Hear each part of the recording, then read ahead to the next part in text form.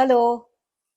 పిల్లలకి క్రమశిక్షణ నేర్పడం ఎంత ముఖ్యమో, వాళ్ళని శిక్షించకుండా క్రమశిక్షణ నేర్పడం అంతే ముఖ్యము. అది ఒక పెద్ద ఛాలెంజ్ పేరెంట్స్కి. నేను ఇవాళ 2 మనస్తత్వాల గురించి చెప్తాను. క్రమశిక్షణ నేర్చుకోవాలి అనేది మనస్తత్వం మీద కూడా ఆధారపడి ఉంటుంది. కొంతమంది పిల్లలకి చెబితే వింటారు. వాళ్ళకి చెప్పి వాళ్ళ చేత చేయించుకోవాలి.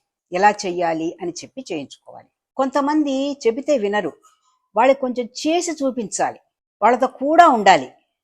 ఆ పని ఖచ్చితంగా బాగా చేసేంత వరకు, వాళ్ళకి అలవాటు అయ్యేంత వరకు కొంచెం మన టైం ఇచ్చి అది ఎలా చేయాలో చెబుతూ, తప్పులు ఉంటే కరెక్షన్ చేసి వాళ్ళకి మనం నేర్చుకునేంత వరకు కొంత మనము హ్యాండ్ హోల్డింగ్ అంటాం, అది చెయ్యాలి.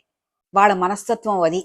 అమ్మ నాకు నేర్పింది, బాబా నాకు నేర్పారు, మా నాన్న నాకు నేర్పారు అన్న తృప్తితో వాళ్ళు ఇక కంటిన్యూ చేసుకుంటూ వెళ్ళిపోతారు. మూడో రకం వాళ్ళు ఉంటారు. వాళ్ళకి చెబితే ఇష్టం ఉండదండి. వాళ్ళ మనస్తత్వం ఏంటంటే, ఇన్స్ట్రక్షన్స్ ఇస్తే చాలు, ఒక్కసారి చెప్తే చాలు, వాటిని నోట్ చేసుకుంటారు.